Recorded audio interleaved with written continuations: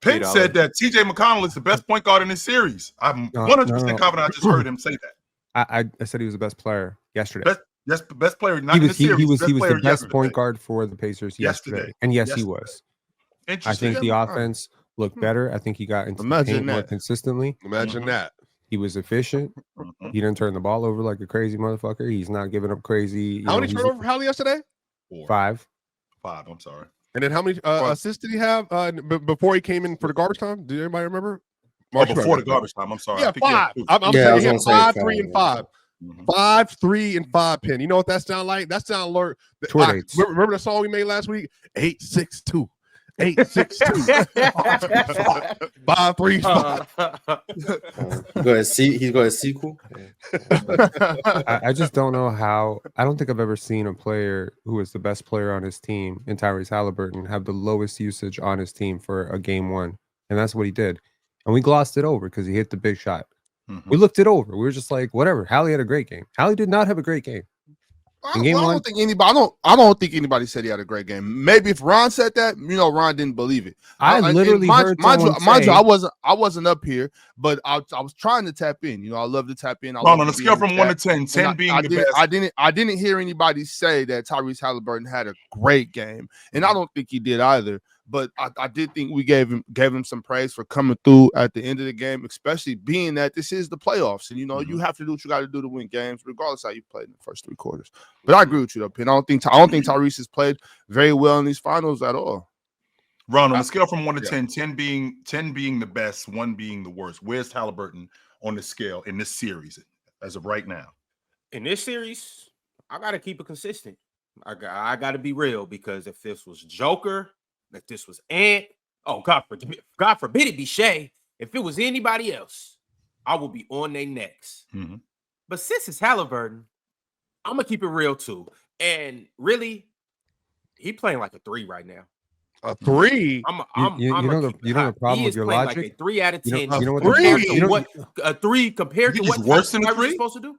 Chill. Do you hear the way this man talked about other players? If they go 7 or 25 and 8 or 22, he didn't go 7 or 25. Did you hear what he said about? Did he go 8 or 22? Did you hear what Rob said about SGA when he went 7 or 22 in the game?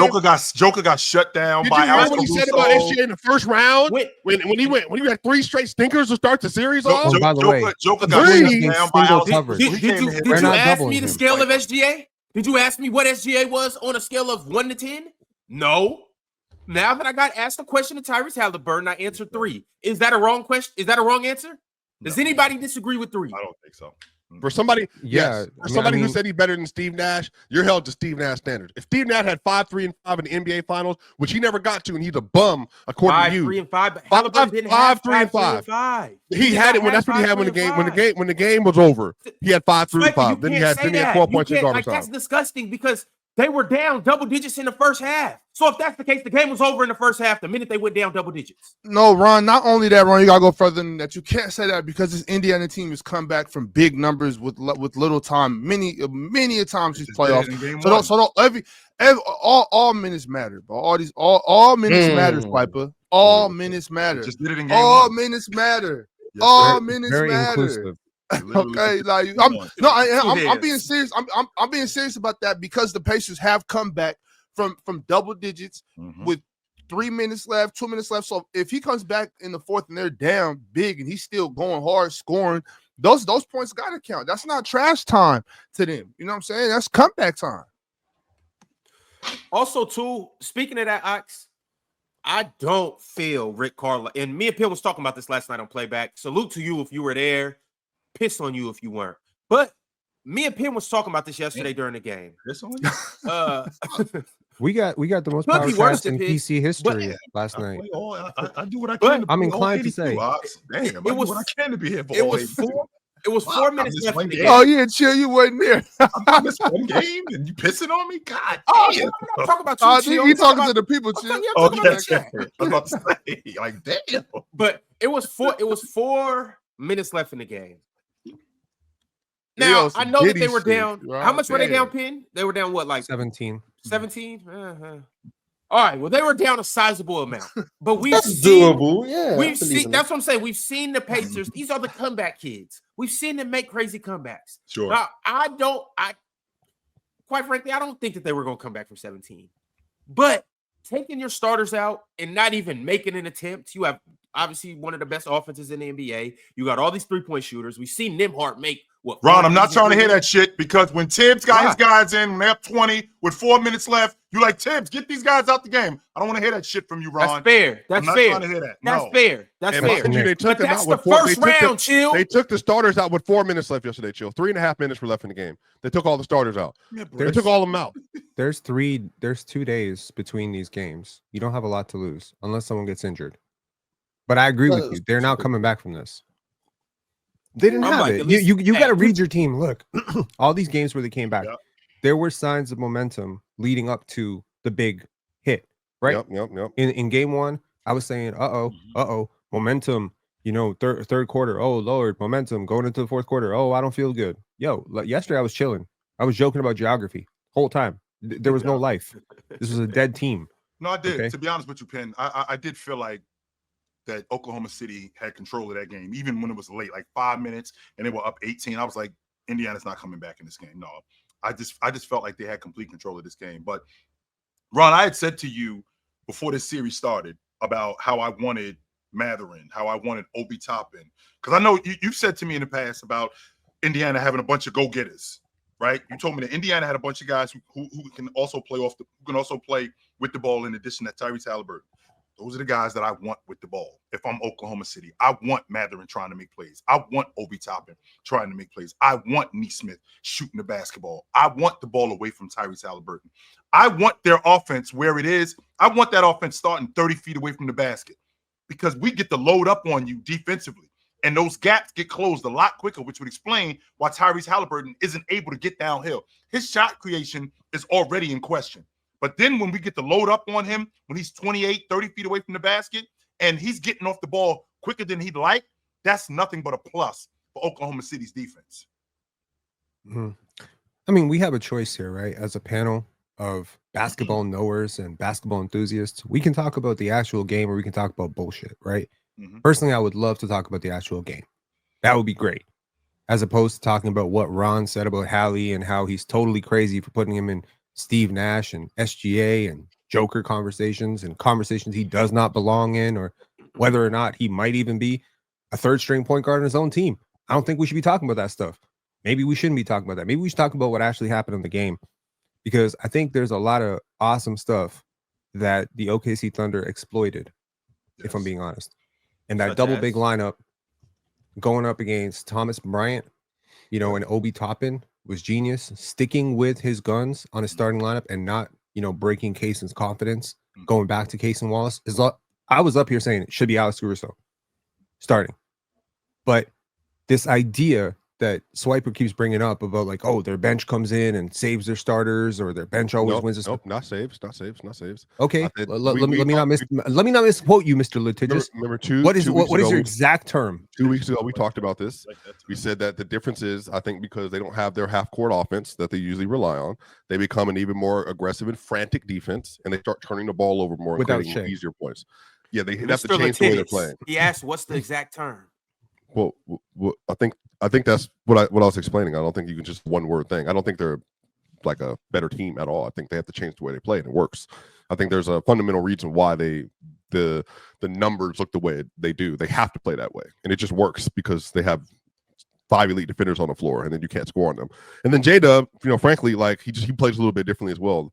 He was 6'3". What was he? 6 of 15 yesterday. What was his? 6 5 of 16. 5 of 14, I think. And then he went to the I can never rely on you to just answer a question, so I gotta answer my own questions. I did answer the question. Mr. Litigious. Okay, Nuggets, Warriors, Pacers, same story. Mm-hmm. Starters outplay OKC starters. Yep. OKC's bench wins the game. That's what you said. I said that going into the series as well. Was my Spark Note summary of what you said not accurate? That you had to come in and be like, nope, that's not what I said. Literal. Well, you used the word I didn't quoting use. you. Okay, saved. I didn't say saved, and you got triggered. Okay, my bad. Trigger warning. Okay, so your point was basically you weren't triggered. Okay, my bad. I thought saved might have triggered you.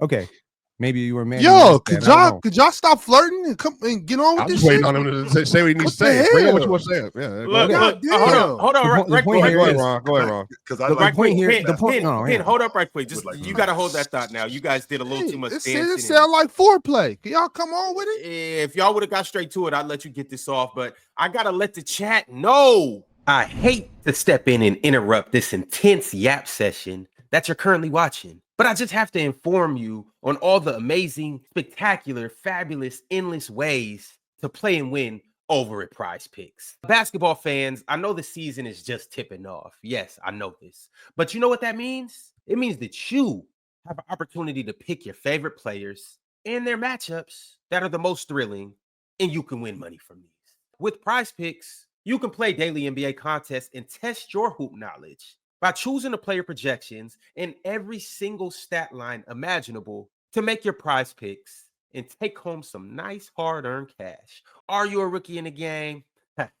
Don't even sweat it. I got the playbook for you right here. All you have to do is download Prize Picks, use promo code PANEL, and you will get $50 instantly when you play 5 here with Prize Picks. So what are you waiting for? Download Prize Picks, use promo code PANEL, and join me as we break down all of our amazing daily picks right here on the panel. Prize Picks. Run your game, control your game, win your game. It's easy, baby. It's easy. I mean, look, I was frying. I was about to get to frying, and you decided to interrupt with factor meals. You should have used factor meals. I should have used factor meals. I would have saved you all that 3-minute fluff. A little bit of time. Yeah. I'll turn the stove back on. Turn the stove back on. Okay, let's turn it up. So here's the thing. The only way that what you said makes any sense to me is if you genuinely believe that the Thunder start their 5 best players, which they don't. And last night, they definitely did not. I don't know why you're shaking your head like that, because I think Mars would definitely tell you that Alex Caruso is one of the 5 best players on this team. What's that got to do with what I said? I said the other team don't play the starters. The line that you're drawing between bench and starters really holds value when one of your best players isn't coming off your bench. Well, no, that's for the Thunder. My point stands. That's why their bench is better. Okay, so hypothetically, if your long, kind of like 4D chess move is to kind of point out to the Thunder's depth relative to, I don't know, certain other Western Conference teams having a lack of depth. No. We're not talking about the Pacers. You know we're talking about the Nuggets. We're not. You know we're talking about the Nuggets. Did we just have a ranking of who has a better bench 3 days ago? Hang on. If y'all no. Here's a thought experiment for you. Let's just say that, I don't know, Jamal Murray decided, you know who I really want to be tomorrow? Manu Ginobili. So Jamal Murray, because he is sometimes a defensive pylon, and he wishes he could be Manu Ginobili. He wishes he could be, but he has a lot in common with Manu Ginobili. He's a great shot maker.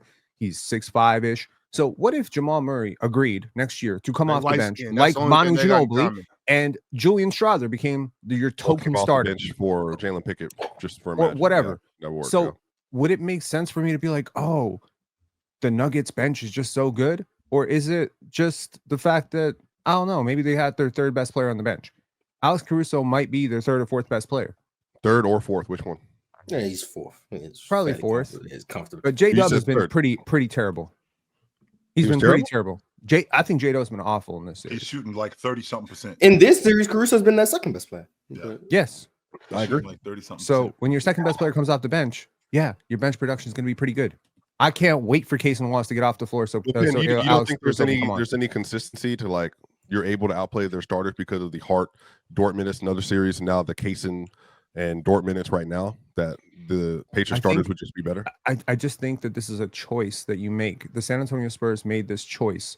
It's not because they didn't think Manu Ginobili wasn't their 2nd or 3rd best player. In most cases, he was their 2nd best player. It's the balance of lineups and skill sets. Agreed. And I just think Alex Caruso can do so much. And I think he and Aaron Wiggins did so much. Aaron Wiggins and Alex Caruso outscored Pascal and Tyrese Haliburton yesterday. That's crazy. That's huge. But if you start them both, that doesn't happen. And there's only one basketball. So I actually applaud the Thunder for going with more role players who don't need the basketball as much, maybe, and can be carried a lot by Shea, and then having this sort of sustained effort coming off the bench. I mean, imagine being an offensive player and being like, man, I can't wait for Lou Dort to go on the bench. He's been harassing me. And then Alex Caruso checks in. That's got to be. Yeah, that's got to be depressing as hell. I agree. Yes, they are. Mm-hmm. That makes Thank you, How long these two been up here yapping?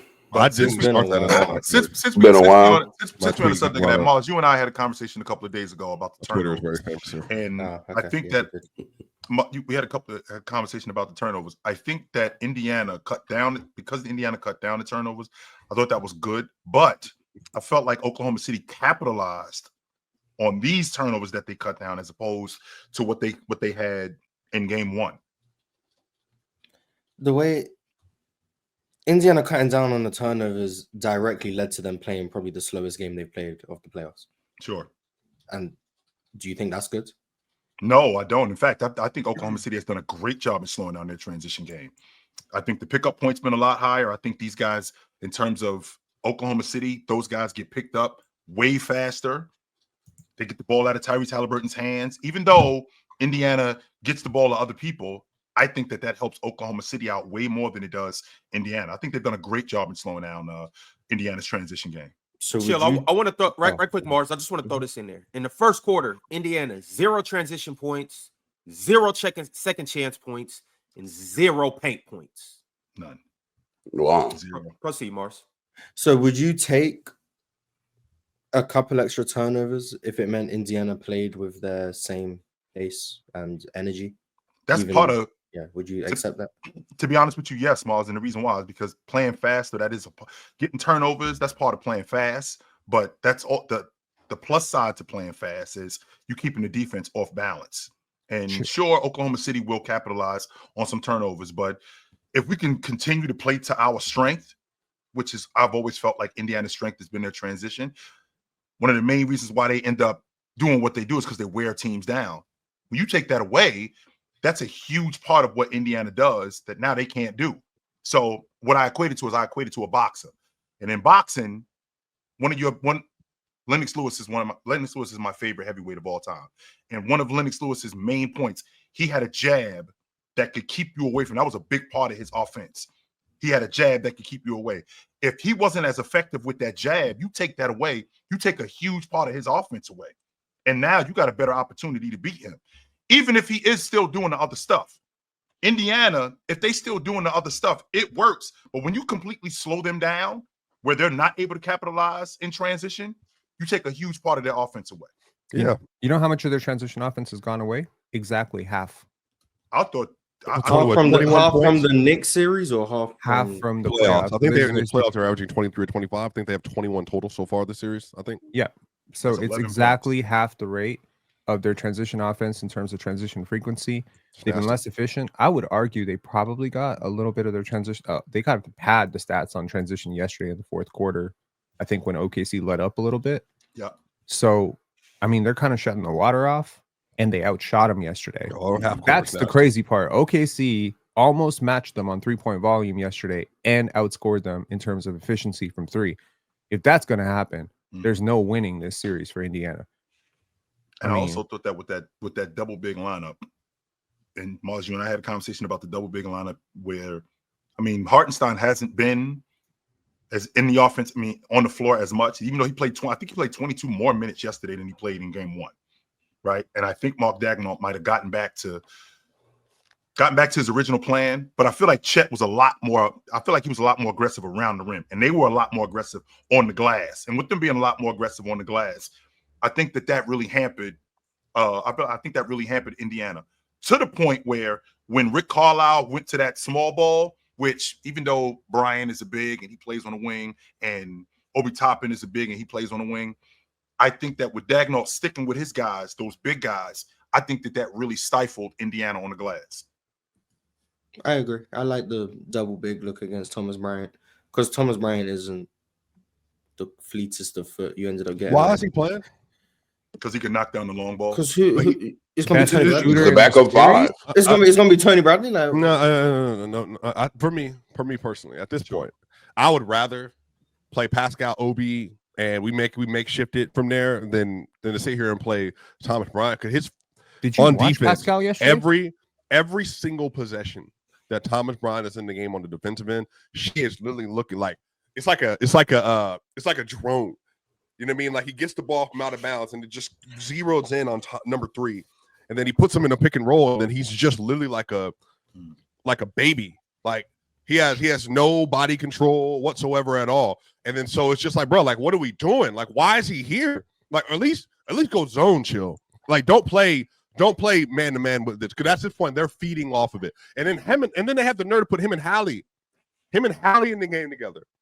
And now they're like, oh, we can't show, we got to show Hallie, protect Hallie, and then they're getting beat backside. Well, we can put Hallie and him in the game for the offensive aspect of it. Hallie creates shots for him. Hallie gets him. Yeah, have they not been doing that already? Yeah, I mean, how's Thomas Bryant's rim deterrence? You want me to look up the numbers? Not so much. I'm just curious. He's not a great rim protector. Why Shea is zero. He got a block I agree with yesterday. you. It was a goaltend, but that illegal. It was a goal. Through The rim. Yeah. It was still rim deterrence. Thomas Bryant rim deterrence. Swiper, I don't think you can look up agree one with game. you to a certain extent, but it's like Obi He's a for the C- majority. in rim deterrence on the season. So Yeah, now everybody So not just in these playoffs on the season. now everybody can be at 90%. Go ahead, Ron. So not quite Jokic levels of not quite an A+. Yeah. The thing about it, Swiper, is like I don't think you adjust your lineups based on trying to guard Shea. No, but it's the offense. They can't guard their offense when he's out there. Is what I'm saying. What you mean? Like they're having difficulties hiding because they're having to hide. Like at this point, because he's not good enough side to side to take up for the disadvantages that he's creating for the Pacers on the other end. Because they're bringing him in every action. At this point, it's not about like just him. Everybody else knows he can't move. So they're literally like, just like, all right, we got to go help. And then it's just leaving Dort or whoever else wide open. Swiper, the point I'm making, though, is even if you went with, let's say, a hypothetical lineup of Ben Shepherd, let's say Haliburton's not even in there. TJ McConnell, Ben Shepherd, you got Obi and you got Pascal, and let's just say Neesmith's in there. He's still like in every lineup. The point I'm making is Shea's gonna have 2 or 3 people he could pick on no matter what. So like in that lineup, it would just be I'm picking on Obi now. So and also, by the way, Ron, and watching that yesterday, I'm being honest with you. I thought Mathurin played good defense. I think Shea's offense was just better. It wasn't like he was just frying him and he was creating a whole bunch of separation.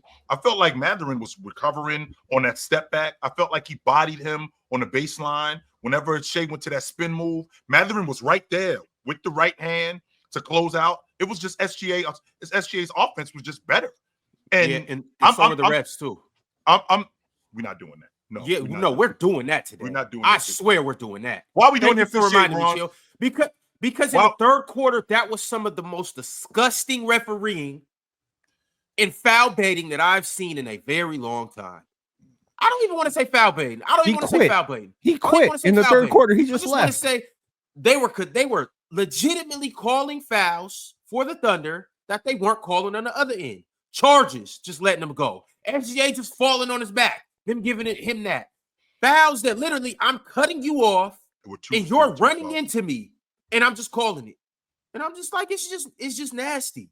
There were 2 charges. There were 2 charges, Ron, that I saw that I thought should have been charges. The one down the gut with I want to say it was Mathurin, where I want to say Chet ran him right over, and the ref when he threw the alley-oop. Clearly, he ran him right over. That was definitely a charge. And the one with I want to say Shepherd, where he got ran over in the lane, coming right down the lane, he got ran over. But then you get an offensive foul where Caruso gets one. So I'm with what's his name?